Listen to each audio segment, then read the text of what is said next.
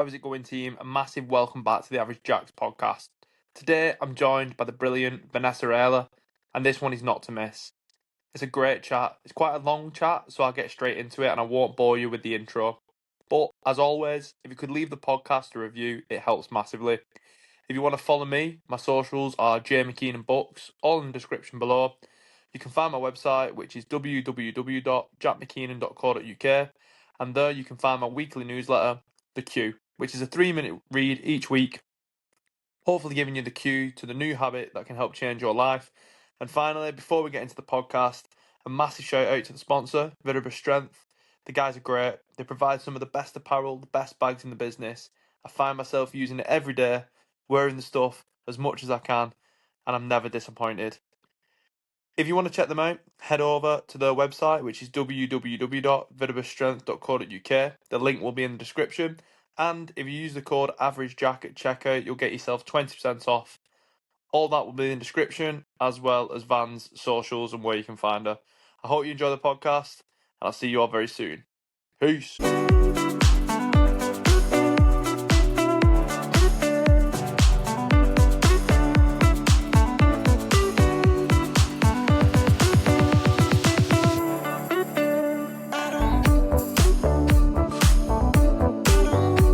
How's the hip anyway? How are you getting on with that? It's about 98% better.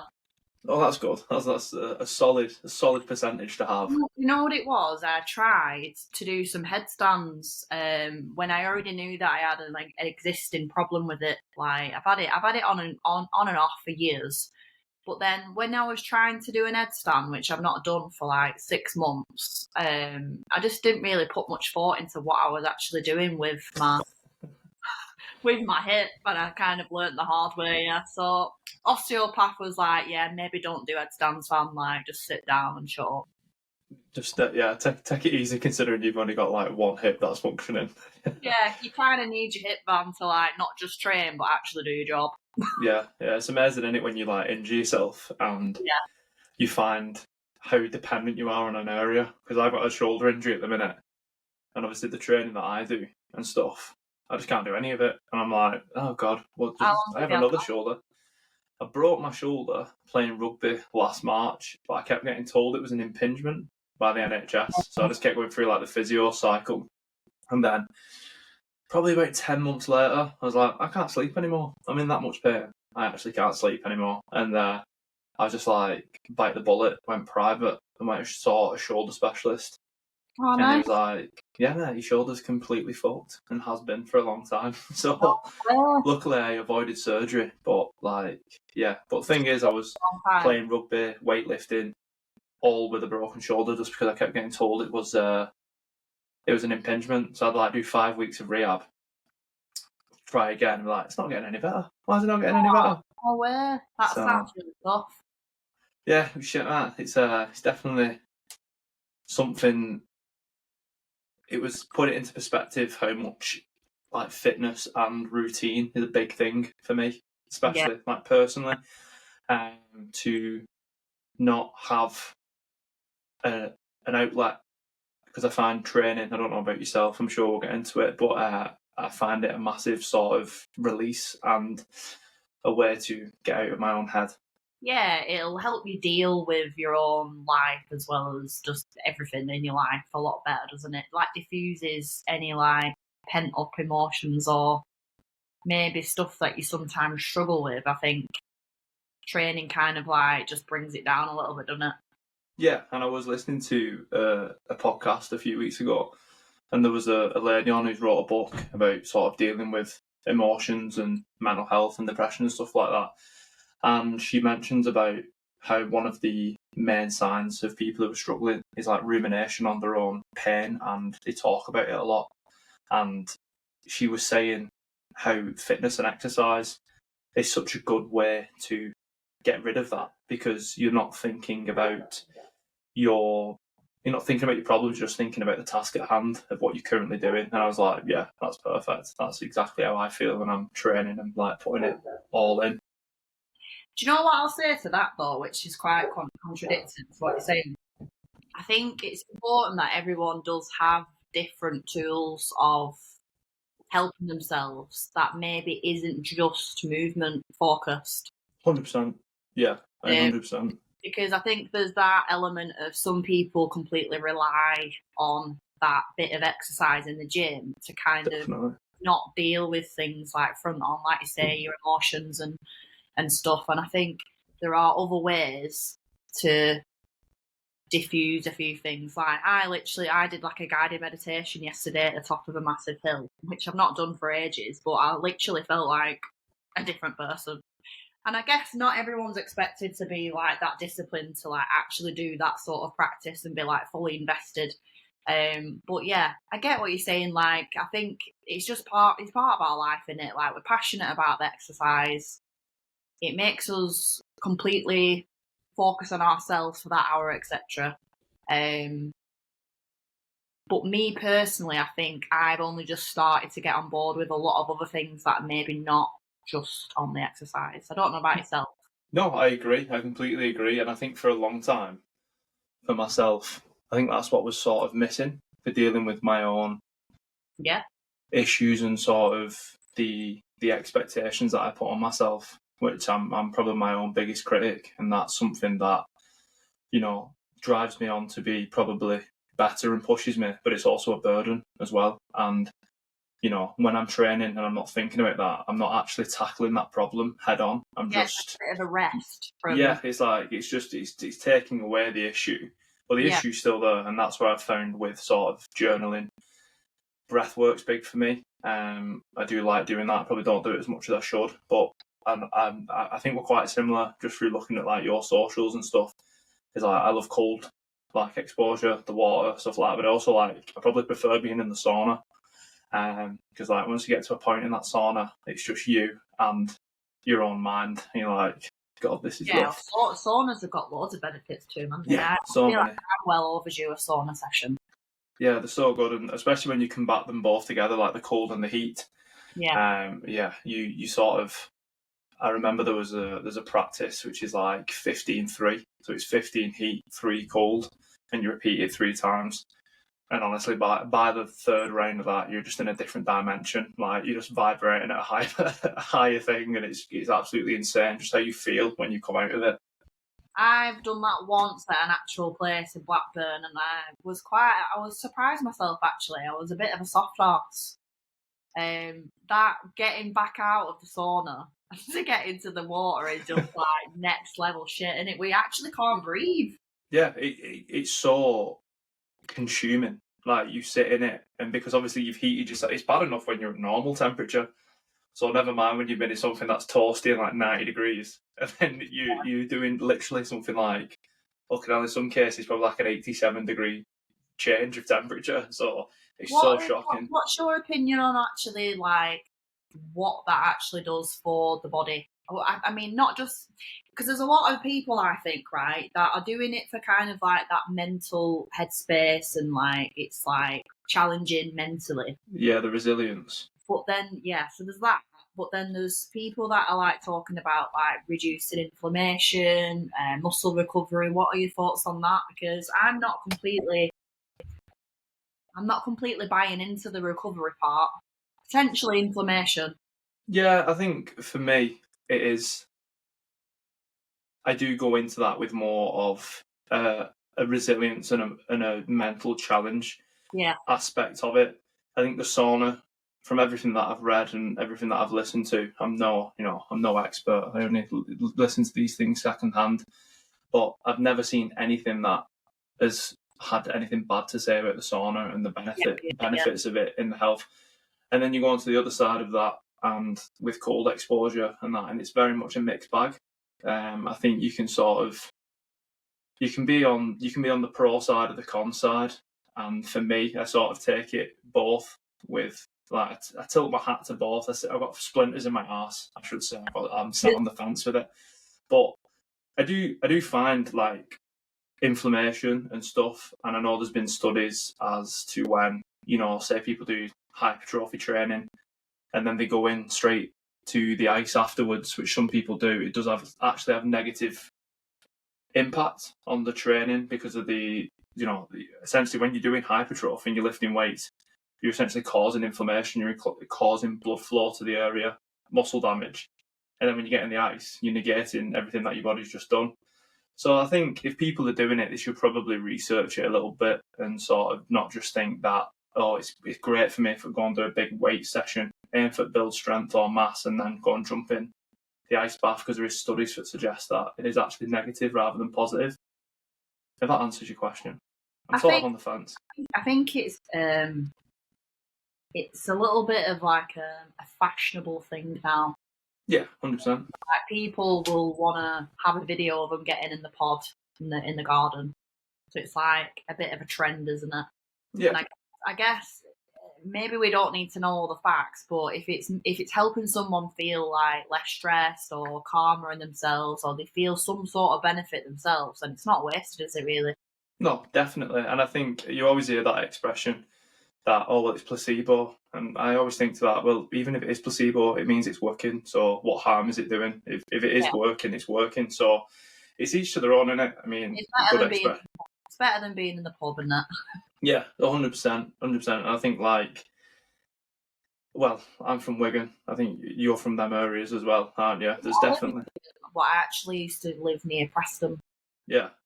I don't know what the culture is like from where you grew up, but obviously you live in Wigan now, and you'll see the culture of that town. It's very much party people. Yeah. It's the weekend is the release, and substances are normally the escape. I think training to some degree has fell into that negative culture as, like, you get what I mean? I'm not saying training's negative, but where I'm from, there's definitely, it goes hand in hand with each other sometimes, and I think people do it for the wrong reasons. Yeah, I think there's a lot of people where maybe they're trying to look the part and they look a certain way, but maybe how they actually live their lifestyle's not a very healthy, balanced way. Yeah, building foundations on sand, innit, essentially. But I'll be honest, like, in my 20s, I was a party person.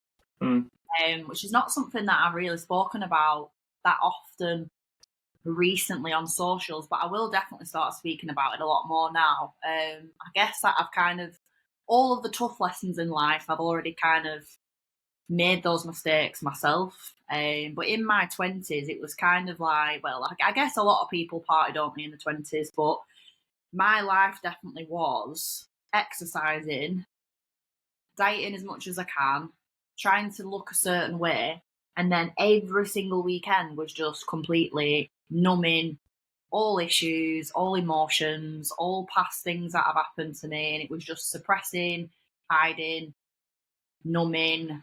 And to me, that was just like normal, like that, because your mates are doing it as well, and it's just, like, it's not seen as an issue. And I look back on it now, and I just think, like, I can't actually believe that was my life, because my life now is just completely different. But I guess, like, even though I'm 34, unfortunately there are still a lot of people that do live the lives now that just maybe can't really see past that, why they are drinking, because they're kind of calling it fun, and it's like, I'm having a fun time with my friends, but is it? Because it's quite heavy. It's heavy, isn't it? Yeah, and I'm not going to sit here and, like, preach the gospel as that I've never done it, and, like, I won't do it in the future. Do you know what I mean? But I think it is something that you realise one day. I think when you're younger as well, I know from my experience, like, you go out on the piss on like Fridays and Saturdays, and you can do it. You can, like, sit through it, and you can go to work, and you can go to the gym, like, and you're like, oh, hangovers, what are there? And then you just hit an edge, and you're like, oh my god, my life is completely derailed by just 6 hours of just. It's a good laugh sometimes, you know what I mean? But I think when you're doing it every weekend, it's not a good laugh. I think you're doing it for the wrong reasons. When it's regular, you can talk about addiction all day, and it's because maybe you're not drinking in the week, and you're just waiting until the weekend. You don't really see it as, like, any form of addiction. But no. The way that I look at it now is, if that's happening so often, is it a form of addiction? Because you kind of literally are like using dependent. pretty much the week to recover, where you're just literally just waiting for that weekend to come to then completely be back in square one. That Yeah, there's happened. That was for years. That was my life for years. and sort of a question that you don't mind me asking is going from that and that being such like a part of formative years, and I'm assuming like you said you had a lot of friends that did the same thing. The transition that you've made into your own journey and the changes you've made. Have you seen them friends drop away? Like, or have you made new friends, or have some of them Not maybe yet. gone on the journey with you? I think all of us are. How old are you? I'm 28 in 2 weeks, or 27. I guess like when you are in your 30s, I'm not saying that I'm like wiser or a lot older than you. I know it's just a few years older. But I guess like in your 30s, that's where a lot of people kind of just naturally settle down, have kids, start to get engaged, and all of that. So I think for a lot of people, you kind of do like lose a lot of your friendships, or they kind of do can fade away. But my two like close friends, one of them did just settle down, and then that was her kind of not on going out anymore. And my other friend had a baby, so yeah. I guess like my whole change in my life, like my life completely changing. I had to quite deeply go down the lonely path of spending a lot of time on myself. Well, yeah, spending a lot of time on my own. Not all the time. I've done a lot of like work with my mum and stuff. She's very like into like holistics. But having to like face myself, which I think it sounds sad but that's kind of how you can grow a lot. I completely agree with you, and I don't think it's sad at all. I think But it's tough, isn't it? Because you kind of it's like got a lot of shit that's needing to be sorted, and you have to kind of like almost return to quite a few different things that maybe you've not dealt with. yeah, and I think from my own personal experience, which I've probably never spoken about in front of people or like on a platform like this, is loneliness is something that I struggle with massively. So I feel that quite regularly, and I think you have to look inwards to sort of think why is that, and I think sometimes we blame external factors too much for what are internal issues, and I think this journey of like for myself and like losing the weight, doing this, and then but realizing that there's just more to it than just turning up to the gym and what you eat and stuff like that, and then doing that research myself and learning about mindfulness and things and them different practices. I realised that a lot of the issues start here. They're not Yeah, because of person A, person B, where you grew up, where you did that. It's your choice at the end of the day. how did you like get onto that sort of type of working on yourself of like holistics and like mindfulness? Oh, that's a great question. I've never actually sat down. I think it was a compounding thing. I don't think there was sort of ever a eureka moment as to when that happened. I think it was probably an accumulation of a lot of things. I love to read. That's why I wrote a book. It was always something that I wanted to do, and I think the literature that I enjoy, self help, is sort of different practices. I remember reading a book called The Holographic Universe. It's like one of the first books I read, and fuck me, that is a mental book. Like it sort of brings physics and holistics and well-being and like smashes them together. So Nice. sort of reading that sort of stuff and realizing that there's different avenues than just these conventional means, and I think if you look across the world and look back in like across history, all this holistic stuff, and it gets fucking labelled like hippy dippy. It's been here since day dot. Do you know what I mean? And there's a reason it's survived for that long. And I'm not saying it's going to solve all the problems, but it'll solve a few. From my experience, it will solve a few. I mean, I remember the first time that I did proper breath work, was like just like a Wim Hof one, Like when I read the Wim Hof book and then did one of like the guided breathwork things, I was like, this feeling's insane. Is it And that but one then where yeah, you do like 30 short cycles and then you hold, and then I did that like 5 times, and then it was such a strange sensation, but it made me feel better immediately, and I was like, well, you know. So yeah, I think for me it's just through literature I've read, podcasts I've listened, and sort of not having a closed mentality. I think, especially again, minded in anything now these days, aren't you? yeah, and I think it's so important. And that was sort of a question that I was going to obviously ask you, because obviously holistic practice seems quite big in your life. And with your clients, do they expect you to sort of guide them through that sometimes? Because I imagine from, I want to talk to you about the change in perception, especially for women in gyms over the last few years, like with the change to weights and, moving away, and something that you're a massive advocate of, which I'm a big advocate of as well. But going from the holistic part, do people come to you and sort of say, like, show me this, or are they quite reluctant to it initially?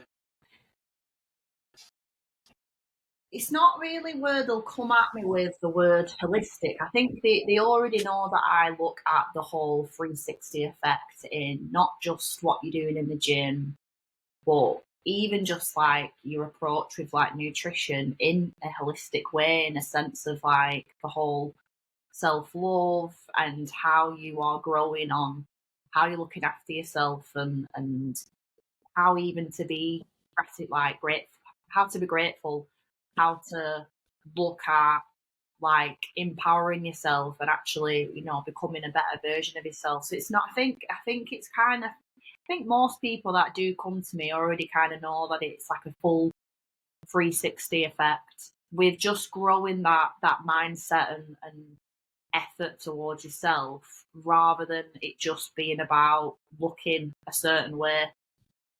Years ago, I was very fixated on it being like you're a body compositional coach and you're massively looking at changing what a woman looks like. But I feel like my thoughts on that have changed a lot, probably in the last like 2 years. That yes, we can strive for maybe changing our physiques a little bit. That would come anyway if you're doing things to a good standard. But just trying to just learn to have a better balance of rest, on top of all the tough stuff, and just learning how to slow down and learning how to really have a minute with yourself. Because it's just like fitness world is all like, right, do all the hard stuff, be dead disciplined, get everything 100%, like kill yourself. It's the grind culture, isn't it? And it's something that I've spoken about before on other podcasts. Is that it's all well and good looking at these 1%ers and what they do, and that's brilliant. They can, provide a source of motivation when you need it. Watching these compilations of people fucking running marathons with 100-kilogram vests on, that might motivate you. Do you know what I mean? But they're the 1%, and we're probably not the 1%. We probably, can't do that without getting stress fractures in our shins and it being more of a negative thing to push yourself to that extreme, and just understanding the benefit of rest. I mean, you see it constantly with like fucking hustle and grind culture, like sleep when you're dead. Oh no, that's stupid. There's science that prove otherwise. Sleep, rest proper. That's how you live longer and be a better person and feel better. But the people like that tend to not be mentally very sound, in my opinion. No, I agree. Yeah. I think there's a lot of denial with that method, and that just do more. It's not good enough. Do more. You must improve. It can be quite toxic, I think. Yeah, 100%. 100%. I think it's that expectation of like being shredded or like be looking a certain way. I think you can think that that's what you need to do, but when I've been really lean before, and I've been really miserable with it. Like, I felt really low, and not good in myself at all. So I think like there's definitely it's a big spectrum, isn't it? Like goes on. And I think for me, like CrossFit and sort of functional fitness and sort of the sort of training avenues that I've gone down in the last few years, like Olympic weightlifting, that sort of stuff. And when you first go into them things, you sort of have this expectation when you look at them the elite athletes of that, they're all fucking jacked and they're all shredded. And you think, God, that's how I'm going to look. But then you realise that you can't do that sort of training if you're trying to, maintain 6% body fat, because that's not performance. Do you know what I mean? You need to eat in a way where you can absolutely send yourself for 40 minutes and things like that. And there's such a lack of, I'm not saying I've got a great sense of nutrition, but there's such a lack of understanding around nutrition. And I think that comes from what we're taught when we're in school and things like that. We're just taught basic stuff, what keeps us stupid. And, recommended calories for a man, 2,000 calories recommended, this, that and the other. And people can't look past that, can they, sometimes? There's not enough detail put into guidance with nutrition, because there's too many set meal plans flying around where it doesn't really teach the person about nutrient quality. It doesn't teach them about why we need fats in our diet, or even carbohydrates. They get demonized, don't they? But if you kind of understand how they are worked in from the energy that they provide, but then also understanding how if you manipulated it and you look at focusing on fats a little bit more one week for more health benefits. There's a lot that you can toy around with nutrition, but I think there's too much advice given out right, you're just gonna hit this amount of calories and it doesn't really matter what you fill it up with. But if you're just kind of filling it up with loads of processed convenience foods with not that much effort put into it, you might drop a little bit of body fat, but you can just feel completely different, as in shit, compared to if you was putting very specific foods in your body. And I think, there's it's one of them again. It can go very heavily into detail nutrition, and I guess it's just about balance, isn't it? And I think the word balance is different for a lot of people. Most people just need to eat less processed foods, don't they? 100%. And I think for me, that's something that I'm still not brilliant at. I'm better at than what I was initially. You just had a Rustler burger for your dinner? No, I'm not that bad. I mean, back in the day, I might have been when I was a bit of a bigger boy. That might have been my go-to. A few Rustler burgers, wash it down with a 2-litre bottle of Iron Brew or something like that. I mean, they were goat level meals back in the day when I was 18, 19. But yeah, I think it's such a people perceive it as a cookie cutter, don't they? If that worked for you, that'll work for me. But when we don't have that information and that basic understanding of what it is, that's just never going to apply. But even being on a diet, people think that eating healthy is just related to dieting, when actually it's not just about dieting, is it? No, and I think obviously when I was coaching and training people, trying to explain to them that it's not a diet you're after, it's actually a change of lifestyle that you need. A 6 to 8 week diet isn't gonna create the change that you're after. It's actually a lifestyle change. And is that, obviously you work with people, it's your day job. How do you sort of educate people on that? And I think the narrative from what I see from my experience is very much, I'll just do this for 12 weeks and then I'll lose 4 stone and have a 6-pack. And you're like, that's not how it works. I think because there's quite a lot involved with food, I try not to really overwhelm them with loads at the start, and I kind of just start to look into the food diary, and then with the use of check-ins, that will probably be the main topic on my check-in feedback videos, where I would go through, we'll have a look at the meals, figure out if the protein's maybe been a little bit too low and how we could maybe increase the protein of that. But I'd always, rather than just being just too much and it being really overloaded and then just being what the actual help, because I think most clients just don't want to be overwhelmed with it, and they might just feel like there's too much going on, and then before they know it, they just think that I don't actually fucking have a clue what I'm doing. So I guess my method would be that I would have this protein, what I consider nutrient dense, whole proteins, carbs and fats list, and they kind of know that that's what the things are classed as, of what I perceive the good options. And they kind of have that as like a bit of a background help, and then they would just make their own choices. And I think the more feedback that I would give on the videos, they would start to maybe tweak and change the meals over time.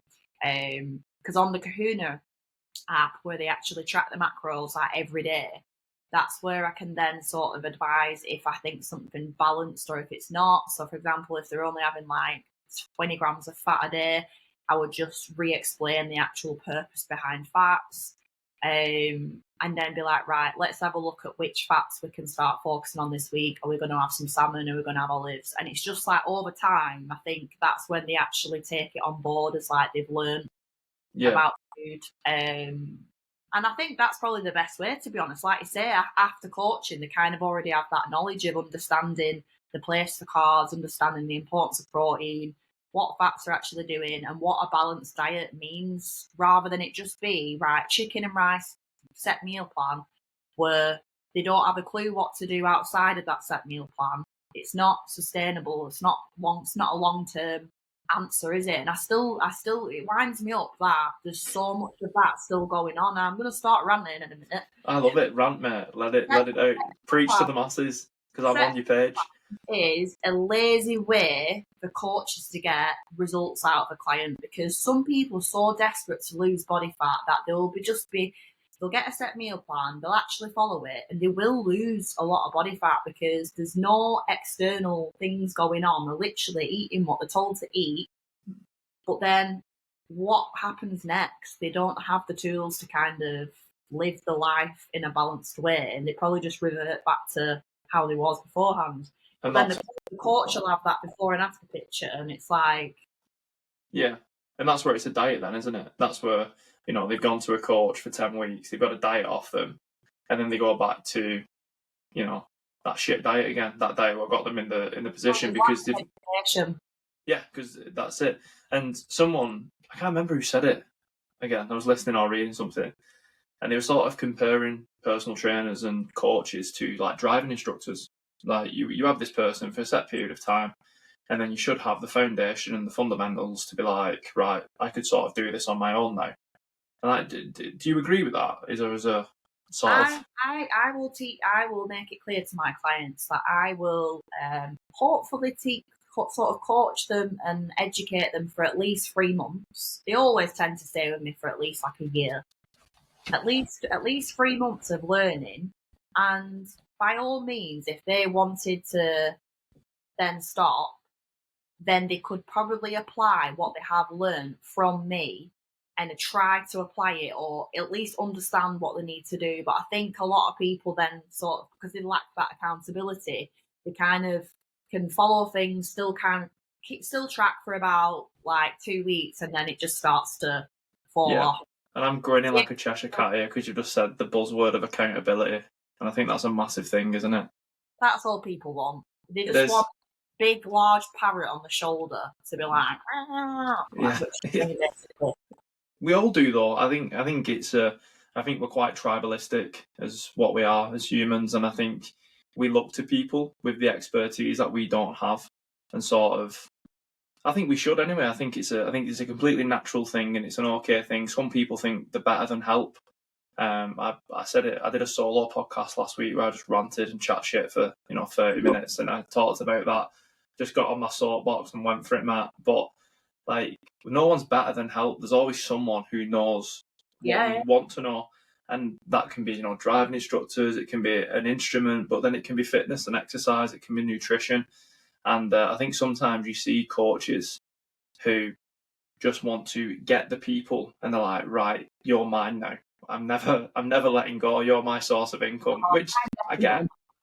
No, I can see that, and through everything you do, and like, even just looking at your socials and stuff like that. I'm not blowing smoke at your ass because you're on here, but like, it's refreshing to see. And I think you've been doing stuff from what I can see. I did a deep dive, not stalking or anything, just trying to get some research. That's 2017 of you. Yeah, all the way, mate. Big scroll, just looking through, and like, what was sort of, because I've seen it in the last few years still, is when you get women specifically in an environment where they want to train and stuff, especially maybe the older generation of ladies, they are terrified of weights. They think it's going to make them macho. They think it's going to make them bulky. And we both know that's bullshit. Like, there's nothing better, is there, really, than getting strong. But how do you combat that? Because obviously I want to talk about your transformation and what you did, but I'm assuming strength training was a massive part of that. So do you want me to answer the question of how I let my clients overcome that fear of bulkiness first? Yeah. And then we can segue.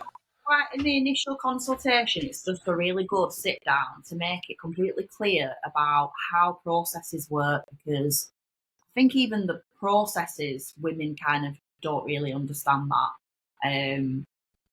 The actual ability to be able to grow even a tiny bit of muscle is when you actually come away from dieting, mainly because we know that we're kind of restricted to only gaining a little bit, aren't we, when we're dieting. So I make it really clear that you're not really got much opportunity to be building much when you are dieting, which is going to be the first phase anyway. But even in maintenance, I'll use myself as an example that it's taken me fucking years to even grow a tiny bit of muscle. Like my glutes, like, it's gone from a pancake to just a slightly fluffier pancake in like about 5 years. That's such a great analogy. It's literally gone from a hole in a wall, to like a slightly fluffy pancake, and it's like, I'll say to them, like, I can't stress it. You don't just wake up like Popeye with a can of spinach the next morning. Like, it takes like graft. And I always say to them, like, listen, I wish that it was easy to grow muscle, because I would love to be growing some like big shoulders and a big back, but it just doesn't happen. It takes, I think, social media is probably the main reason why they presume that you can end up looking quite masculine with it, because there's some women that maybe have cheated, maybe taken a few drugs, and there probably are more like bodybuilding pages and maybe women that are on the bigger side, but they don't know the background of how long that person's been training for, if they have been taking any little naughty drugs. Some people naturally, some women have a little bit more testosterone than others, so they have that, they genetically can build more muscle than other women. But yeah, I just stress it. I think I make that probably one of the main subjects in the beginning, and I think because they can see that I've been in the industry for years, they kind of just trust what I'm saying. And I think that's always going to be an issue, in the beginning. It's just trying to get that trust of you're not just going to do a few bicep curls and then be walking around like, oh. Yeah, well, like my day job, I work at university, like in the gym and that sort of area, and I've been there on and off since 2015. And when we first started, the gym was like brand new, everything was shiny and new, do you know what I mean? But it was full of CV equipment, everything like that, and there was a small free weights area, and predominantly you'd see women on the CV stuff, not really in free weights. Now, I mean, it's probably 60-40 women to men in the free weights, and they're throwing big tin around more than some of the boys, and obviously it's great to see. But like, it's been such a fast change. Yeah. And like, do you have any? Obviously, you work in the industry probably more than I do. I only dip my toe in occasionally. Do you think there's any sort of reason for that, or is it just, again, we're more access to education than what we had previously? Yeah, I think like gym female training has become a lot more obvious on online platforms. I think like Instagram and Facebook, there's just a lot more of it flying around. And there's a lot more of like people sharing the stories of like how weight training has helped them and showing the transformation. And I guess because there's been so much more of girls training sector online, I think women have maybe felt a little bit less scared, or maybe just because there's been a lot of talk about how it can actually like benefit things like menopause and longevity, and they're starting to realise that classes is unfortunately not really going to always massively solve how women are. I'm not going to demonise classes, so I take that back. But I think we kind of moved on from women thinking that it's just about classes, and they now understand that weight training plays a big part in everything. Yeah, 100%. And I think you can still see sometimes that you have like, your legs, bums and tons classes and your total tones and them sort of things. They're always going to be around, aren't they? But again, if people enjoy them, people enjoy them. But I think the education's so much better. And it's one of the rare instances where you can probably say that social media has benefited something in that regard because it's provided that insight. It has kind of developed quite quickly, hasn't it, over the years? I think a lot of people are starting to become more brave with trusting the idea that you might feel a bit nervous at the start, but then that just disappears straight away. Yeah. And I say to women, most men have no idea what they're doing in the gym. I don't think hardly anyone knows what they're doing in the gym. No, and everyone's winging it. Exactly, and I've had coaches on who are S&C coaches and worked with professional athletes, sort of high level athletes, and they get them in a gym and they don't know what they're doing. Do you know what I mean? Because say they're a boxer or they're a footballer, all they know is what they're specific in. So if you get them in and go, right, let's go and do some power cleans, they're going to look at you like you've got 10 heads. So that's sort of why when I speak to these people, I like to get them to get that point across. Because if someone from like the general population, like Gen Pop's listening to this and they're sort of like, they have them concerns, that might reassure them to think, oh, this like national level boxer or, semi-pro footballer doesn't know how to do a deadlift. And why should I be worried? And I think it's building them sort of relationships and giving people the insight that not everybody who's in that gym is a million miles in front of them.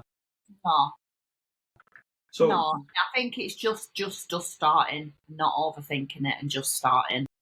Go on. Gyms are a much better sort of environment than what they used to be, I think, personally. I remember being like 14 and going to gyms and, especially from Wigan, you've been probably to a few gyms in Wigan and like they're an intimidating place even for men, like as me as a 16-year-old or even younger.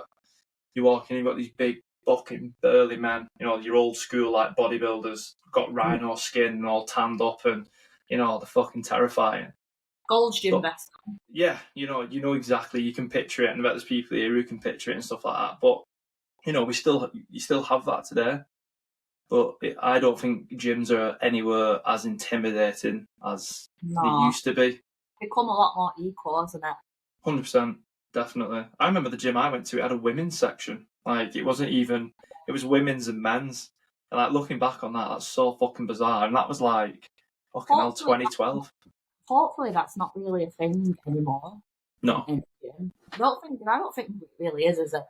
No, I think there's I still see things like where I work, we have a program called Women's Active, which is essentially it's a program for women who are uncomfortable taking that initial step into fitness, and it sort of gives them a chance to experience fitness classes that we provide. But that's not like a permanent solution. That's to essentially give them the confidence to be like, look, it's not as intimidating as you think. Let's just that gentle push into the direction of going into, full circulation of mixed classes and things. I think there's still maybe a space for that. You might disagree, but I think what we also are trying to do at the uni is create that for men as well, because I think equally there's men who are just as intimidated. Yeah. No, yeah, I agree. If anything, I imagine a lot of young guys probably feel even more strongly about that compared to women these days. Oh yeah, definitely. I think, like you said, the sort of, Ed Gill where I work, I might get in trouble for name dropping, but it's one of the few, it's one of the rare places where the men are actually the smaller population.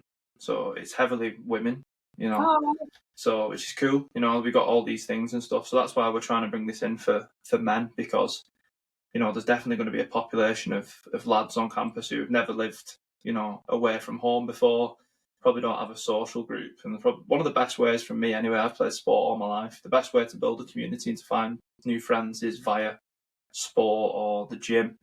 So trying to provide that space for them, similar to what we do with the Women Active stuff, is going to be something that will be interesting from my own point of view. Hopefully it takes off.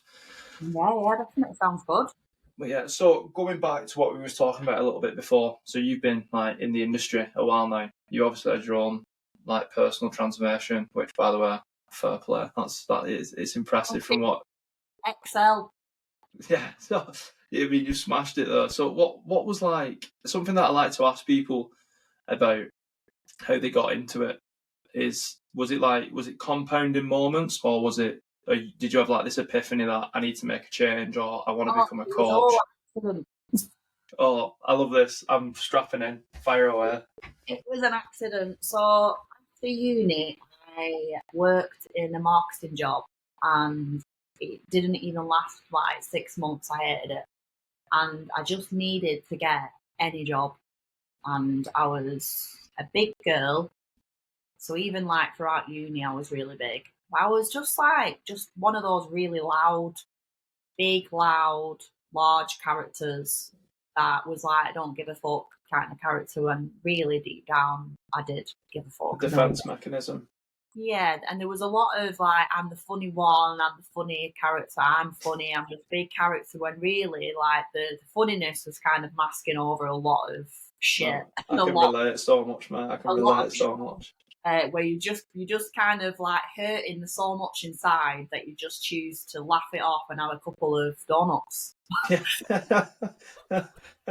Or a couple of Russell burgers, whatever you're inclined to. Do you know what I mean? I'll just get pissed and just eat this kebab and laugh about it when actually there's a lot of shit going down. But yeah, I needed any job, and then I remember just applying for every and any job, and I ended up working in a really like well-known commercial gym, which was in itself comical. Like, I didn't know anything about the gym. I would do tours where I would take people to look around the facility, and I'd be like, really a really overweight person, which is embarrassing as it is, like you showing people around the gym, which was uncomfortable to be like a big person that's showing people around the gym. And I remember being like, right, so this is the silver stuff. You like to join? You mean it? Sign this piece of paper, mate, and I'll take £20 out your bank account each month. I had no idea what was going on, and I actually started to have like, because I ended up having like a managerial role, and to be fair, I actually really loved my managerial role and the whole like running the building and getting people to join and all of that. But the PTs that would just be hanging around like the desk, they start to make like comments on like what I'm eating, and they'd be like, why are you eating 3 bowls of cereal? And I'd be like, it's Cheerios and the whole grain, like the like healthy. The one of my 5 a day. The whole grain is one of my 5 a day, and it's absolutely perfectly fine to have 3 bowls. And they'd be like, right. So then I go chicken and get like, I go Tesco and get a full cooked chicken, like an actual full cooked chicken. And I'd be like, right then, you lot are going on about like chicken and rice, and I'd have a full chicken, a full packet of rice. Then they started peppering me about healthy fats, and I'm like, right, healthy fats. So I'd start walking home and getting like dark chocolate and a jar of peanut butter and dunking it in the peanut butter, like, right, this is my healthy snack. I'm going to smash this.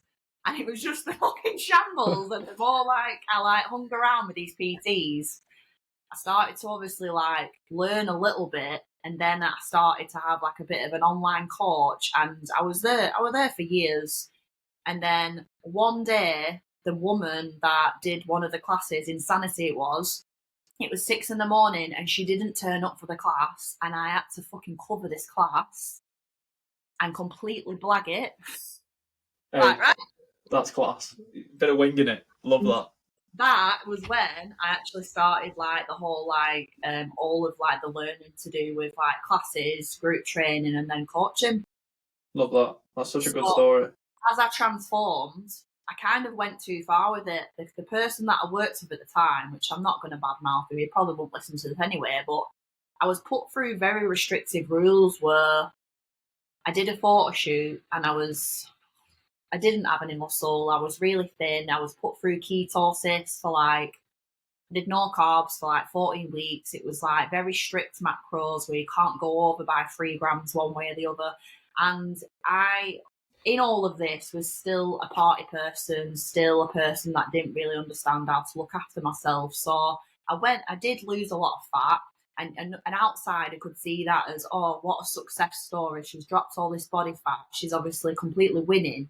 But I had dropped all the body fat, but I didn't have muscle. There was no real health there because it was done just too restrictive. And I was mentally really, really fucked up person. It was, yeah, I think people think transformation is just about how different a person looks. But me right now compared to back then, the amount that I've done to my mind is like bonkers. But that's the complete change in lifestyle because, yeah, there's so much more to it, isn't there, than just losing a bit of body fat. 100%. And I'm so glad you've sort of said that, sort of put that message across, because I think sometimes people can just think that's it. That's all they need to do is, you know, shift a bit of weight and then I'll be happy. I'll be fine. I'll be okay in myself and I'll ultimately feel better. But it's not that. It doesn't essentially work like that. Like I think I was 118 kilos and then the lowest I got down to was about 89 kilos. Wow. I mean, I was a lot more miserable at 118 than I was at 89. But like, I'm much more happier now just knocking around 95 and 98, just anywhere in between there. Like I don't really worry about what my relationship with gravity is because that's all my weight is. Do you know what I mean? Like there's other metrics that I'm familiar with now that, you know, like measurements, them sort of things are a bit more of a healthy way. I don't know if you agree with that, to sort of have a relationship with yourself. I feel like sometimes that was a big thing for me when I was coaching people, was sort of saying, you know, if you go for a piss, you might lose a pound, but that doesn't mean you've lost that pound. Like, you know, that it can fluctuate so much. You could move your scale 3 inches to the left, you could gain £2, but the tape measure never lies. Like, this is what I was trying to say to people. Like, you can go, you know, it's more of a, not realistic. I think there is a place and a time for scales and things like that, but you can't obsess about measurements because you can only do them every now and again. You know what I mean? Like, you're only going to see it every 4 weeks, but I can get on the scale. Right, I've just been for a shit in the morning and a piss. I'm going to weigh myself. I'm going to weigh myself before bed. I'm going to do it again. You're going to do it every day. And that is unhealthy for me. Yeah, I sometimes ban my clients from weighing themselves because some of them, it's taking a little bit more time than others for them to drop that they think that a number on a scales is the entire representation of whether they're succeeding or not. Yeah, it can really mess with a person's mood. There's so much more to be celebrated than what we fucking wear. Yeah. How do you feel about Weight Watchers and things like that? Oh, it's just too much like confusing. It's just too much confusing information, isn't there? Like, which one is the one where it says you can eat as much pasta as you want? Weight Watchers. But then it's a sin for eating a banana. And avocados. You're going to hell if you're having some smashed avocado. Yeah. We will all sit in our circle in the local parish church and do you. It's a brand. It's branding. It's successful branding where people are maybe comfortable being around other women that are maybe in the similar stuck lack of knowledge gang. Mm-hmm. And they trust that because the brand's been going for so long that it must work, or it might work for me, and maybe they don't want to particularly invest in getting a coach that would work with them on a one. I don't know. I think it's just it's sheep following sheep. It's blind leading the blind. It's so cyclical. I find. I think from people that I've spoken to, clients that have used it, they go, well, I lost 14 pounds on Weight Watchers. I was like, all right, sound. And they're like, yeah, but then I put it back on and went back 6 months later. Then it's all it's doing is making them like fixate on how much they weigh, isn't it? Yeah. And they're like, right, well, the reoccurring theme here is that you're crashing. You're doing like a crash diet, thinking you've got it. Not got, again, going back to what we've been saying, not got the information, the education. And then you're going back to Weight Watchers and doing it again whilst paying them, you know, £1 because you didn't lose enough weight, which fucking blows my mind. It's like people that do challenges, because they're not really educated in the process, they'll do 8 weeks, and if they were, maybe they do drop quite a bit, but then they don't know what to do after the 8 weeks. Then they kind of revert back to bad habits, and then they want to do the challenge again because they think that that's what they need to do, when really it's stuff that they need to work on to change long term, rather than following these rules that they can't keep up with. Yeah, and I think the challenge one's one of them. Like, if someone's got the information, the education, and it's something that, they're aware of what they're putting the body through for that period of time. Like, they're like, oh, I just want to see what I'd look like that. But I know that when I come out of it, I can do X, Y, and Z to maintain a healthy relationship with training, with food, that and that. That's fine. I think if you have that education and you want to, test yourself and see where you can go, albeit. But if you're someone who doesn't have that information and you're going to create probably a real negative association with nutrition and fitness and your body, I think people should be, I know it's harder said than done, but maybe screened a little bit if they're going to join a challenge. Yeah, and there's this, I think the challenges, are always still going to be flying around.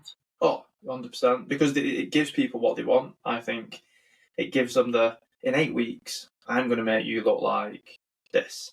And people are like, 8 weeks, fucking mint, man. Don't have to fucking worry. Well, I believe that coaches that have lots and lots and lots of physical transformation, like big, massive difference pictures, I know that I've got 1 or 2 flying around at the top of my page, but if your entire page is just lots and lots and lots of them, it doesn't necessarily mean that coach has really genuinely helped change these people's lives. It's just anyone can really get someone to be whacked into the floor with all of these rules and get them to just, you jump, they say how high, and it can be done in a very 2 hours of cardio a day. I've heard all different kind of things going on. Like someone were on like two hours of Stairmaster a day, 800 calories, 12,000 steps, like just all of this stuff that's just not realistic. But then because they've got all of these pictures, it's like, all right, they must be a really good coach. But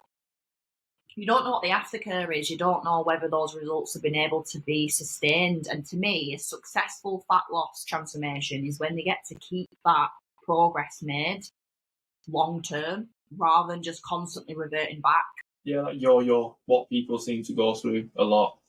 And a question that I wanted to ask you was sort of, it must be difficult. Well, obviously, I'm not putting words in your mouth, I'm just assuming, so you can tell me if I'm wrong. But it must be difficult to sort of change people's understanding. So, like, when people come to you, what are sort of the, like the buzzwords and the regular habits that they have that you can associate with someone and be like, right, we need to sort that habit. We need to get that buzzword out of your vocabulary. Like, is there certain things that you see and you're like, this person might need a bit more help than the other? If that makes sense. The most common struggle is weekends.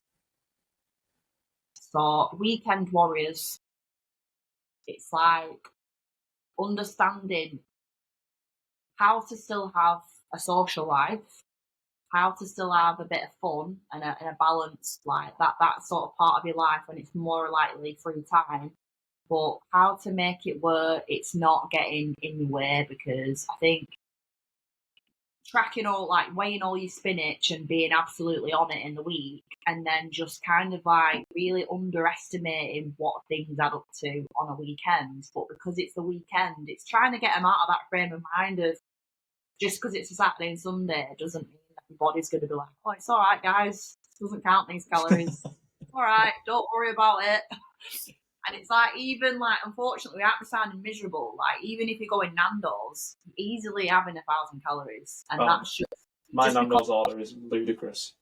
Yeah, and just because it's chicken and rice, you presume like, oh, it's chicken and rice, but even like eating like better choices, it can still add up to quite a lot of calories, which you have to kind of like be aware of, rather than just thinking that,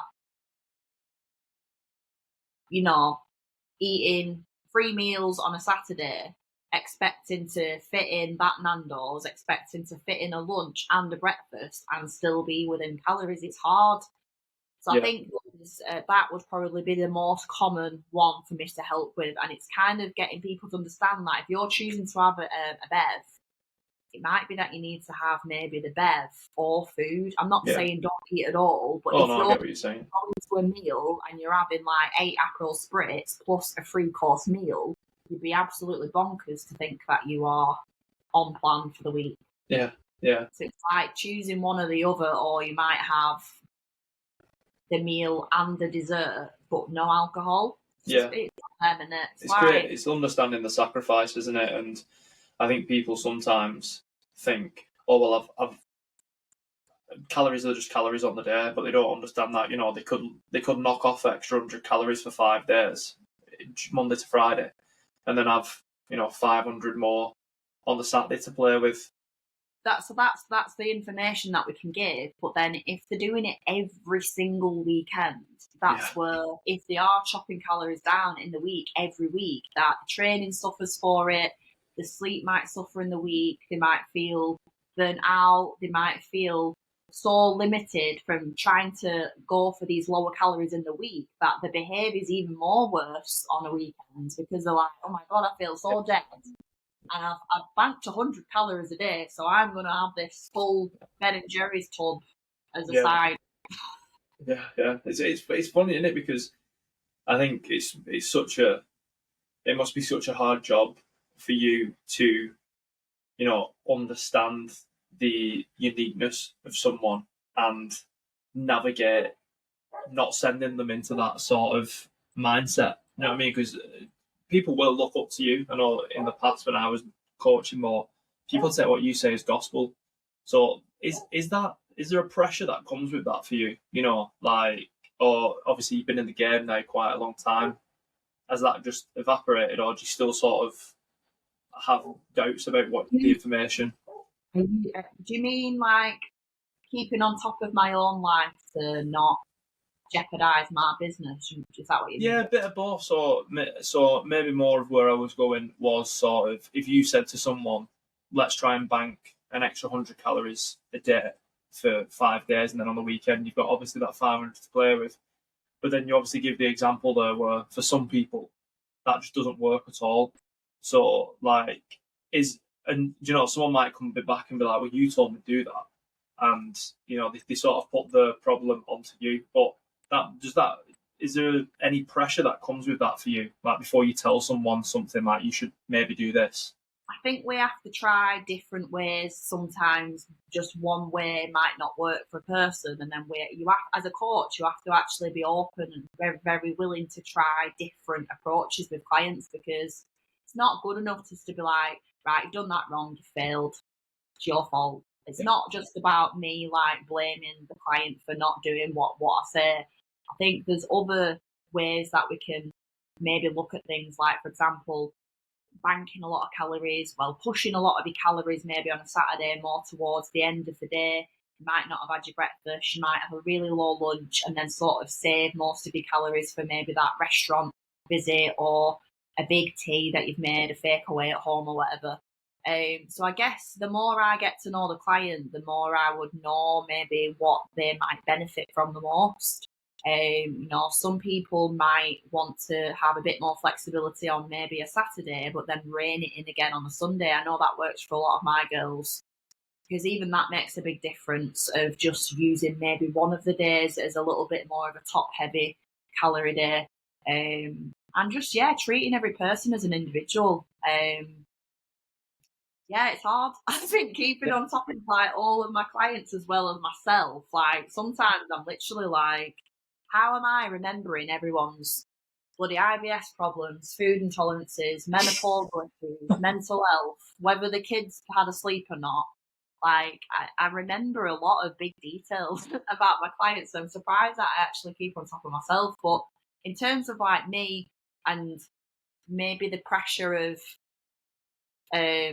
me working in the fitness industry, I guess all I'm trying to do is just set a good example. And to me, that's not about what I look like anymore. And I think people kind of know that. Obviously, I wouldn't let it go to where I revert back to being fat. Like in lockdown, I accidentally put like 3 stone on. As did we all. As did we all.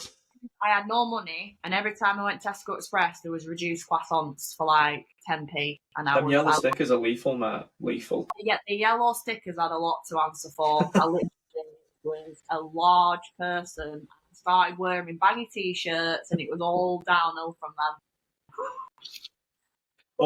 God bless oversized tees. That's all I'm saying. Because thank God they're in fashion. T-shirts. I was in bin bags at one point. But I am not a person that is overly stressed about being a coach that is shredded, and I think I do like the look of kind of looking ish like you train, because that's not because I think that a woman should look like she has muscles, but I like having a tiny bit of muscle where it's like, right, that person's actually grafted and really worked hard for that. And I think that just shows what the person is in, how passionate they are about exercise and looking after themselves. It's not that the amount of muscle is important to me, but it's, for me, as long as I've got a little bit of muscle and a bit of chunk, I'm all right with that. And that's it, and it's finding what you as an individual are happy with. I think that's what everyone has to realise, that, you know, it's, again, going back to that analogy, it's not a cookie cutter. Everyone's unique. Like I said, even from your coaching perspective, you've got to find that person's uniqueness. You've got to apply it, because one person might not want to look like the other person. So yeah, that's refreshing. It's super refreshing to hear, because sometimes I think you see on social media, and I've definitely heard it in the past, where coaches have gone, "Well, you're wrong for doing that." I mean, there's a time and place for that. Don't get me wrong, but it's not. No, I think sometimes as a coach as well, you need to sort of have the firmness to be like, yeah, I understand what you're saying, but also, you know, there's this as well. Because I've found in the past that sometimes people, they expected that when they just came to me and did an hour's PT with me in the week, that should fix all their problems, and that, you know, the neat levels and everything like that shouldn't. It's just the exercise. And even as much as you try and educate them and say, you know, like, your exercise activity thermogenesis is the smallest part. It's all everything else that you do. It's your diet. It's your needs. But some people, you just can't get through to them. How do you find that? Do you find, what would you do if you was advising a coach who would struggle with, you know, someone who's a bit bullheaded? What would you do in that situation? Well, not being afraid to regress on what Yeah. a client to do. Some people learn a little bit slower, or they might develop habits at a slower rate compared to other people, because they might have a really high stress job. They might have all these family commitments, and they might not have that much spare time in their day. And I think if a coach completely underestimates what they've discussed in the consultation, and they've missed that piece of, right, this person's actually fucking got a lot going on, but then you're still expecting them to do X, Y, and Z quite quickly, then you're setting them up for failure, I think. And I think maybe it can feel a bit more manageable if you actually, if what you're asking the client to do isn't working, don't be afraid to regress a little bit, even to the point where you'd be like, right, okay, this week we're going to focus on just protein and steps. Or this week, let's start doing at least 30-minute daily walk outside. Rather than, right, I want you to fill out the tracker, you're going to fill out my daily tracker, you're going to enter your details on that, you're going to use my fitness pal for that. And it's like, for some people, that just for the moment might be just too much. It can just be about taking it back and then building it back to where you want them to be, and then it might be more successful because they're kind of managing better. Yeah, love that. That's a great way of sort of, you know, doing it, stripping it right back to the fundamentals and starting again. So on the opposite side of that, so which I'm assuming you must have, you know, come across in the past, is, you know, the people who are telling you they're doing something and you just know they are not. You know, they're just telling you everything you want to hear, and they're like, I don't understand why it's not working. I promise you, I've been doing this, I've been doing that. How do you deal with that? I will try to remind them the actual facts of maybe how things do work in a calorie deficit, and without me saying like that they've done anything wrong, but I can be like, right, okay, so last week, because I have a close relationship with my clients, I can be like, right, okay, last week you went to da da da and was off plan then. So this potentially might have caused the week to be at maintenance. You might not be in a calorie deficit. And it's kind of like I can start to, in my own roundabout way, say, we've not really been in a calorie deficit recently because of this week being when you was on your period, the other week you had your birthday, the other week you had an off-plan weekend. And it's like kind of getting them to reflect a little bit on what's actually been happening, even though they've been like, yeah, everything's on plan, everything's really accurate. Because again, it's just like you need that person to take responsibility. But like you say, you can't just sit there and be like, you lying cow. You just need to like make them understand that. Yeah. Even if it's that one day of the week, it can quite easily be that one day where you're underestimating what you've consumed. It can really affect things on average. Yeah, do you know what? I think my guys are, I'll be honest with you, a lot of them are very honest with me. So I don't really have to have that many tough conversations. That I feel like I educate them that much that they kind of will already come to me on checking, like, right, you know what, Van? I had that christening at the weekend, so I'm going to understand that I probably will have maintained as a worst case scenario that week. But I've not got any social plans this week, so I'll be pretty much on plan this week. So again, it's getting that I get them in that headspace where they have that expectation of, right, this is realistically what's going to happen, rather than, oh, I've got this wedding at weekend and I'm going out on a Sunday, but I'm still going to have a drop on the Monday check-in. So I think it's better to expect the worst rather than like expecting miracles. Yeah. So Well, moving, go on. No, go on, mate. You're all right. I was just going to say, so like segueing nicely into that. So from obviously your experience as a whole, not just as a coach, but your own personal experience, what would be like the top 3 habits or routines that you would sort of suggest to someone? Number 1 would be stress management. Love that. Because stress is just makes everything times 1,000 harder. It makes your digestion harder, so therefore you're not getting the same amount of energy. It makes your training piss poor, your recovery piss poor. So yeah, I think number 1, I put it in my my group chat the other day. How do you control or manage stress? So we got that onto the topic. So that would be the number 1. I guess that's not really answering your question because you asked for free. No, that's fine. I mean, to be fair, so like just jumping into that one, what would sort of be your go-to for your own stress management? Just stopping. Just resting. Like, stopping, getting off all devices, and then open the window, let the birds make some noise. Just do absolutely nothing. No, I'm only joking. That's probably not my first go-to. For me, it's I know that you get outside as well, but getting outside can really make such a good change and a turn to a day that might have felt really tough. Or if you start your day with nature, you're going to have a much less stressed approach to your day, I think. 100%. And I love you've said that because that's probably the first time it's been said, but it is one that is like up there for me.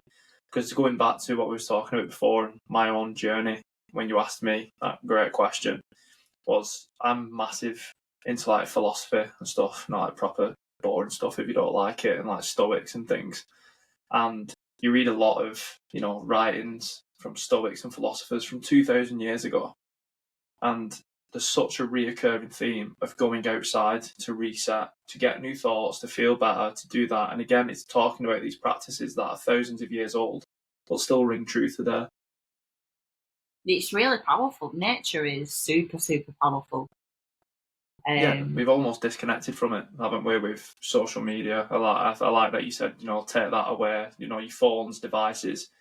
We sort of become engulfed into it's very Ready Player One, innit? You're in like the Matrix and the metaverse and shit like that. But sometimes you've got to step out and, like you said, fucking listen to the birds, mate. Listen, like it's pissing down right now, and my fucking ADHD is like, wow, that's a lot of rain. But like, you just got to listen to it, haven't you, and just get out there. And people think what pisses me off a little bit is like people will bill. Some people listen to hopefully they will listen to what we're saying and be like, fucking hippy dippy bollocks. You know what I mean? But all like the away with the furries kind of Yeah. I get that thrown at me quite often, to be honest, mate. But I would rather be airy furry and woo woo than someone that's not living in the truth. Yeah, 100%. Perfect way of putting it. Masking the whole life, and I think when you've been through your own bit of shit as well, and you've like gone through a lot of healing and sorting your own shit out, you do start to return to really being grateful for just the basic things anyway, of having a nice peaceful sleep and a little bit of a nap, or being outside, having a minute to yourself, like making a nice meal for yourself. You appreciate that more because of all of the bullshit that's happened in the past, and you just want peace and quiet, don't you? That's 100%. All you want. And I think people have this misconception that to be wealthy you need money, but you can be, wealthy in other aspects. You can be wealthy in your health, your happiness, what you enjoy doing. It doesn't necessarily mean, it's nice, isn't it, to have money in the bank? Of course, it's the way that we have to survive in this thing. More stress, can't it? But yeah, it can, you speak to people who are in these high cortisol jobs where, they're making life or death decisions. And I bet to them if you said, right, we'll give you half your wage and you can just go do what you want to do. You can go sit in a little fucking farm or a little hut somewhere. I bet they'd be like, yes, I'd take that. As long as I could survive and do what I did, years and years of being in these positions, the majority would probably be like, yeah, give me some peace. But people get it's like Scrooge, innit? They get chained to the money. They can't let go of it. They're like, oh God, how can I live without it? Some people are just materialistic, though, aren't they? Where maybe they're not. I think at some point they probably realise themselves that just having designer handbags or a fancy car isn't actually completely fulfilling. I think everyone gets to the point where they maybe do realise that a little bit. I think I'm really not a materialistic person at all, and I'm also maybe over the years, because I've kind of come from not really having much at all to then like building like my own business, I'm just really grateful that I'm in a position where I'm actually really helping other people like better their lives and live a happier, more balanced life. And that for me really is very fulfilling. So yes, it'd be nice. I think everyone might really appreciate at some point maybe, earning a little bit more money. But for me right now, it's really not a goal of mine. I'm kind of happy with having my personal time as well as a decent amount of work time, where because I am rested and I'm healing and I'm working on myself, I can then do my job at a much better standard. And I think that's important, that coaches are on that level with themselves, because otherwise if they're not quite on that level with themselves, that's going to really affect how they guide other people, I think. Yeah, I completely agree. And people if they come to you as a coach, they're essentially in your school of thought. They spend time with you, and some of these people will look up to you. So if you're sort of in a bit of a negative mindset yourself and you're dealing with them people, you're probably going to pass that on to them. It's like that thing, innit? You're a product of the 5 people you spend most time with. I think as a responsibility, like with my job, I have a team that deliver sessions and stuff like that. So, I'm not always perfect, you know what I mean? Some days I've had a bad day and I can be a right crabby bastard. But I do try and, come across and sort of re-instill that, it's just better to be approachable, nice person. And I'm not always like that, don't get me wrong, but I think it's definitely the way we should all be going. Like I said, be a bit less materialistic. And like I said, everyone comes out of that phase. I see it all the time with friends who I've grown up with. I've done it, you know what I mean? When you're younger and you get your first paycheck and you've no bills and things like that, you're like, God, I'll go buy this £100 t-shirt. I look back now and I'm like, what a fucking waste of money. What a knobhead. Why did I do that? It brought me no joy other than one time wearing it for a picture for put on fucking Instagram. Yeah, I'm glad that I'm not one of those kind of people. I think, especially, I don't know. Yeah, it's just not me at all. It really isn't me. I am the reduced sticker girl, so that's just me. Yeah. And like, there's nothing wrong with that, is there? Like, if you're happy, you're happy. And I think people sort of, you know, and again, if you are a materialistic person and you find happiness in that, fucking, who am I to tell you otherwise? But for me, I just don't think that it doesn't balance the scales enough to bring sort of proper happiness. If that makes sense. And I think you could have all of these like really nice like designer items and like going to Dubai and having all these holidays and fancy cars, but you can still be mentally struggling to high levels to the point where you might not deal with these mental health issues, and then later on in life you can have like full on like breakdowns. Some people only reach that when maybe they're like in the 40s, where there's just stuff that's just been underlying that they really haven't faced, and they've just masked it over with lots of holidays, lots of false like distractions, and then boom, because they've just kind of suppressed and put everything under the rug, it adds up, and then you can have like a really fucking hard time, because that's what happened to me. It all just came to a head of me having like a really bit of a breakdown. Yeah, and I think you see it so much, and I think you see it a lot earlier now. And I think Yeah. what you're explaining there is the classic midlife crisis, innit? And I think, but now, looking at, I have mates, good mates, who are had them breakdowns. I'm like 27, you know what I mean? They're having them at like 24, but I think like there's only so much pressure within the gasket that it can take. And I think when, you know, you're going out and you're on ale and you're on sniff and you're buying £300 t-shirts and stuff like that, and you're putting yourself in debt for numb pain, you're escalating and escalating and escalating, and it just snowballs, doesn't it? And I think that's why we see a lot of people. Obviously, this might be absolute bollocks. This is just my opinion, but I think that's why you see a lot of people having these big changes in life a lot sooner and a lot younger and a lot earlier. Yeah, and it's, you know, it's hard to not be patronising with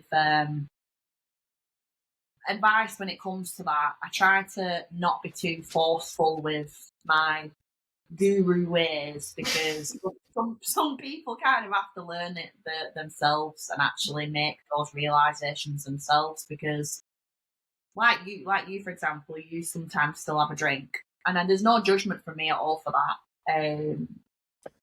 I can sometimes question some people of, okay, why do you drink, or what's the actual reason for getting drunk? And then, you know, some people don't really know what to say to that. But I still think that, I'm not saying that you drink for the wrong reasons or that you're masking anything over, but I do still have a lot of questions around why people do opt for that escape on a weekend rather than trying something different that's not anything to do with like drugs or alcohol. Yeah, and I'll answer your question. There isn't a particular reason. There isn't, you know, I don't necessarily. I probably do it for the wrong reasons when I do it. You know what I mean? It's probably just society. Yeah, stress release, societal. Your pals are doing it, so you feel like you have to do it. You know that, and you know I'm happy to admit that, but some people can't admit that, and I think that's an even bigger issue in like the grand scheme of things. But it's funny, isn't it, how you see the memes all the time and stuff now about like the lads and ladies who, you know, were on them sort of 3 nights a week going out, and now all they do is climb mountains, and you're like, well, there's a reason everybody does that, because it's fucking good for you, mate. But you know exactly what I mean, don't you? You see it all the time. You can say that's me, really. I think a lot of people have opted for that sober life, where they have come away from literally self-sabotaging, and then they kind of have had to start the life from fresh, which is what I've done. And it's not that you need to completely cut alcohol out, but yeah, I think that has been an ongoing thing where people have come away from partying and drugs and alcohol, and then they then want to kind of do the whole hiking type. And again, even that is just like probably like a bit of a fashionable thing, and it's like a trend. Yeah, definitely. But I'm still going to do that because it's fucking very enjoyable. Like, Yeah, 100%. And like I said, the majority of things that are cliche because they're true. So, like, you know, getting out and going for a walk, just being outdoors makes you feel better. It's a cliche. It's fucking true. That's why it's a cliche. Yeah, and I would rather be like, you could take the piss out of, she used to be part of it, now she's up mountains, but I would actually rather have the piss took out of me for doing that, rather than just being a sheep. Be the person who, you know, they've got the Instagram story of them like pissing themselves at bottom of King Street, or, you know, doing it because we've been there, fucking waking up in wheelie bins and your mates take photos of you, shit like that. I'd rather be like, oh fucking hell, look at him and his fucking budgie smugglers in cold water again. Like, you know, I'd rather that than fucking some of the alternatives. So the last question that I like to ask people is, if there's one routine or habit in your life that you've done that you wish you could bring back again, what would it be? Say that again. So if there's one habit or one routine that you've done before in your life that you don't no longer do, what is it and why do you want it back in your life? Yoga. Nice. Not done it for a long time, and it's super powerful. And I think people underestimate what yoga can actually do.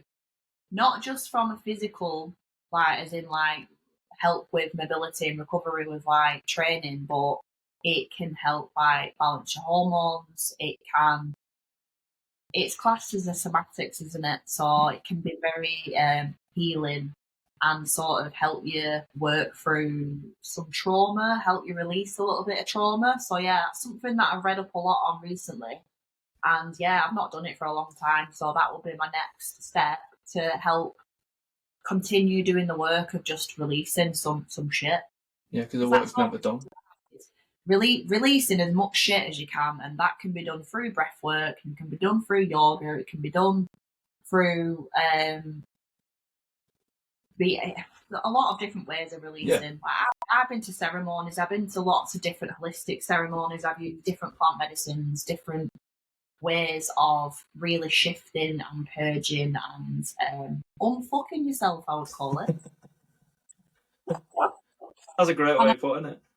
Again, there's that, even that plant medicine route, there's still going to be like, he's fucking heebie-jeebie shit, it's like crazy, it's batshit crazy, but again, you have to do what works for you, and you have to be open-minded, and you have to try things, and if it makes you feel better, then go for it. And this is why I'm doing this, like, the sole purpose of this podcast, for me, is to speak to people in different, like, walks of life, or different aspects, different journeys, and show to people that we're all very similar. We all go through the same shit. We all do very similar things. We're all quite, you know, we self-sabotage, a lot of us. We do this, we do that. But, you know, there's ways and means around that. So someone might have never thought about stress management, and you might have just provided them with, you know, the trinket of information they needed to make that change. And it's sort of finding that fine line of showing people we're all very similar, but hopefully also giving someone an insight from someone else's life that what could fix it. So yeah, I mean, I think we could have talked for hours, Matt. I mean, we've done an hour and 20, but I'm very cautious. I can go off on one and then forget what I've been talking about. No, but I think we've sort of covered everything that I wanted to cover. But Matt, I think, like I said, with yoga and going back to that a little bit, I mean, I accidentally walked into a Kundalini yoga session once, and it fucking blew my mind. I was like expecting for it to be doing like warrior pose 2 and shit like that, not like doing, you know, yeah, like doing breath chants and shit. So I was a bit, it's mad. But no, it's super cool. And just before you go, do you want to let people know where they can find you? In the local bush. Behind that hiding. Yes, so I am based at the Warehouse Gym in Hindley. I am in there most days. It's like a bat cave with neon lights, but it's a very friendly, very it's a bodybuilding gym, but it's really not intimidating. I think the most intimidating person there would probably be me when I'm training. I've We've been a all- few times. It is a great gym. It is a great gym. Yeah, it's a very friendly, relaxed, like fun sort of environment. There's nothing too serious in there, so I really love it, to be honest. And I definitely prefer that kind of gym to a commercial gym. So I think Yeah. people that presume that they're going to feel more comfortable in a commercial gym, I don't think that that's always the case. If anything, if you put me in a JD gym, I would probably, no offense to JD, but I would probably be more aggravated in that kind of gym, more so than a bodybuilding one. Yeah, because there's so many like politics of don't drop your weights, make sure you do this, make sure you do that, things like that. It's just not as friendly. It's a No, bit no. more selfish, I think. Rigid. They're quite rigid, them gyms. Yeah. Yeah, I'm not welcome in those gyms. I'm actually banned. People be looking for you in the bush and be like, she's banned from gyms. There's a picture of me on the wall. Do not let scribble it. Do not approach this person. So, what are your socials? I know you've got a good socials and stuff. Raella. Perfect. I'll put all that in the description as well. Yeah, BAN and then Raella. So like paella, but with an R. You know what? That's going to help me when I'm typing all this up. Just remember. So, yeah, brilliant. Yeah, like an alter ego. That's it. Yeah. Right, mate. Well, thank you very much for your time. I appreciate it. Just having it. I really enjoyed it. And I think people will take a lot from it. So, yeah. Yeah, thank you very much. No worries. I'll speak to you very soon. See you later, pal. See ya. Bye. Bye.